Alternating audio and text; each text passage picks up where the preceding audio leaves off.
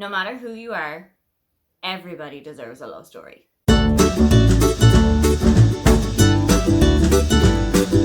Hi, welcome, come on in. My name is Aoife and today I am back with another book and a brew.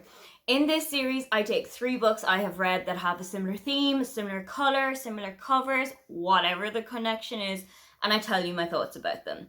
Today's connector is 3 books with an LGBT romance in them. They are from all across the LGBT spectrum. Some of them I do not have any personal connection to because it's not the LGBT that associates with me, but some of them have got characters that definitely I saw myself on a page. To kick things off, I'm going to start very close to home with Hani and Ishu's Guide to Fake Dating by Adiba Jagidar.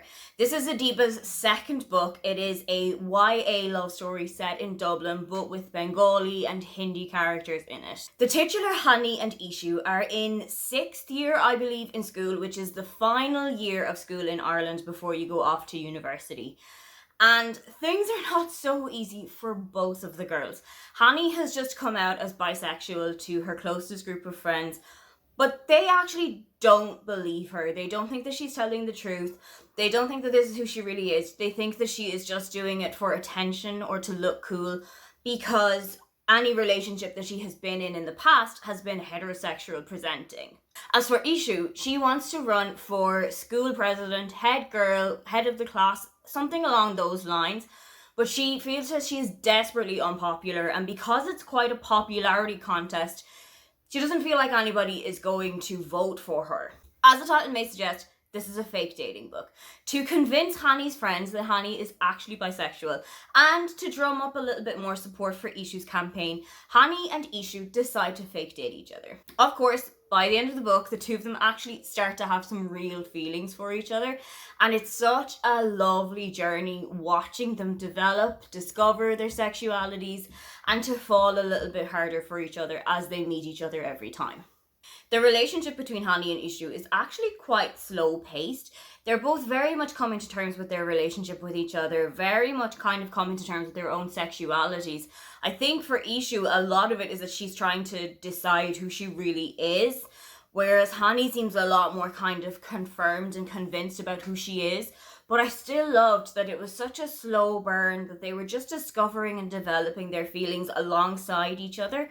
And I definitely loved this teenage love story. If you are a teenager yourself and are coming to terms with sexuality, are discovering it and are questioning it, this is the book that you definitely need to pick up. There are, of course, some side plots to the book, and one of these features Nick, who is Ishu's older sister. She's living in London, she is in university, but she calls up her parents and tells her she has met the man she's going to marry and she's dropping out of university. I was so intrigued by the outcome of this story. I was so intrigued by what was going to happen, and I loved when we had this little kind of an insight into Nick's life as we were going through the book. If it was something that Adiba ever felt like doing, I would love to read a book about Nick discovering London, finding out who she is, and kind of taking away from the head girl, clever clogs, top of the class kind of reputation that she had had throughout her whole life, and kind of separating herself from that. I really loved the little snippets of it that we got throughout the book, but I would love to see a little bit more of it. Something else that I really loved about this book, and another thing that I loved about Adiba's previous book, is the insight into Bengali culture. I have no experiences of Bengali culture. You get to see a lot of their family traditions, wedding traditions, how they interact with one another. You even get snippets of the Bengali language throughout the book. Admittedly, you also get little tiny bits of Irish, which I also loved as a fluent Irish speaker. It did kind of connect me to the book a little bit more. But seeing this other culture, seeing their norms, their traditions, their family values, how they interact with each other, their language, it was such a wonderful and immersive experience in this book. Naturally, with every high, there comes a low. And there is a lot of discrimination, homophobia, biphobia, Islamophobia dotted throughout this book. From how it's written, you can tell that this is quite a personal topic for Adiba, but I really think that it was dealt with so much respect, so much tact, and none of it felt overdone. It feels like the kind of thing that somebody of that background would hear when they live in Ireland. Unfortunately, we are not as progressive a country as we would want to think that we are, and there are some dregs of society that aren't quite to the level of everyone else. Something else that comes up quite a lot in this book is the idea of toxic relationships. When you think of a toxic relationship, you're often thinking in a romantic sense, but in this book, it's actually done in a platonic way. The toxic relationship here is a friendship between Hani and her two friends, Aisling and Dee. This was also written really well. It did kind of remind me of the times that I had gone through similar things when I was a teenager, so there was a little bit of, this is a little close to the bone as I was reading it. But I do think that the relationships were portrayed accurately, they were portrayed well, and there were a lot of times throughout the book that I just wanted to hold Hani down and tell her, you deserve better, Queen. Overall, this was an absolutely phenomenal read. It's the second book of Adiba's that I've read. It's the second book of Adiba's that I have enjoyed. And she is very fast becoming an auto-buy author for me. The next book is one that I love so much. I technically painted my nails to match the colour without necessarily intending to do so. That is Delilah Green Doesn't Care by Ashley Herring Blake.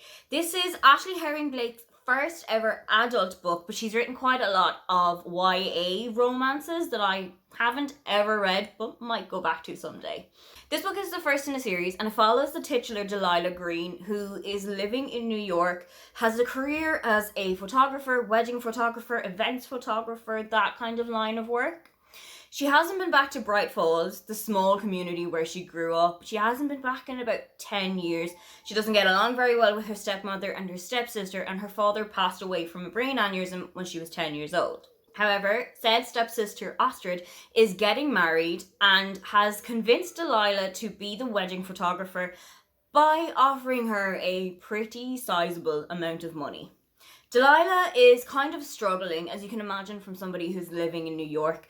Financially, things aren't going so hot, so she decides, you know what, I have nothing to lose, I'm gonna go back. When Delilah does go back, she is thrown right into the depths of wedding planning, but also she meets a lot of the wedding party. This wedding party includes Claire, who is one of Astrid's best friends. They've been friends since Astrid and Claire were about 14. Delilah was maybe 10 or 12. And Delilah and Claire are starting to notice that there is something between the two of them. Claire is coming out of a long-term relationship with the father of her daughter Ruby. They're on quite good terms, but I think that Claire can be a little bit of a helicopter parent. In the book, Ruby is about 11 or 12, but I think Claire kind of sees her more as 7 or 8. She's very kind of protective of her daughter. She very much treats her like a younger child than she is, and I know that this is something that's very common for parents to do, but I did think that infantilized Ruby a little bit. I'm gonna say it before nobody else does. The steam in this book is absolutely phenomenal. It is the perfect balance of plot and steam for me. It's not overdone. You can really see that Claire is starting to discover and come to terms with her sexuality. There is so much that I enjoyed about it. It never feels gratuitous, and also it's quite respectful of the fact that Claire is a single mother and that her daughter is around the house quite a lot of the time as well. Something that I did understand about Claire being a little bit protective and a little bit guarded about her daughter is when Claire and Astrid are around Ruby, because she doesn't know where this relationship is going to go. She might have a personal rule of, I don't introduce partners before 6 months or a year, or we've had a talk about how serious this relationship is. But I really loved how that was given the respect that it deserved from both parties. There is also quite a good relationship between Claire and Jack, who is Ruby's father. It's very cordial. There's never any kind of will they, won't they between the two of them. You know that this is a door that's been closed. It's been opened a couple of times, okay, but it has been pretty firmly closed for now. There is quite a lot of representation in this book as well. Of course, you've got lesbian and bisexual main characters, you've got single motherhood, you have got second chance romances, small town romances. It feels very much like a Hallmark movie, but with a whole lot of steam put into it. As I said, this is the first book in a series, and the second book is going to follow Astrid, who is Delilah's stepsister and one of Claire's best friends. I'm not going to tell you what the plot of this book means that Astrid's book is going to be like, but I am very excited to see what road she is going down. For all of the things that I loved about this book, there were a couple of things that were a little bit meh for me. There is an instance in this book of the "I bought a house without telling my partner" trope. I don't know about you, but if somebody ever wants to buy me a house, I really need to be let in on the discussion before any keys are being handed over or any contracts are being signed.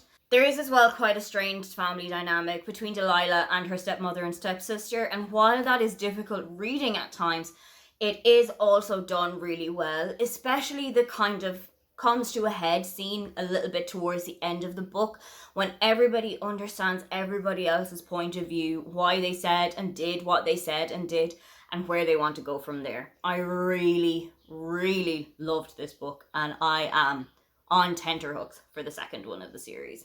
Final book up for discussion today is Love and Other Disasters by Anita Kelly. This book has something in it that if I see it, I'm in already. Food.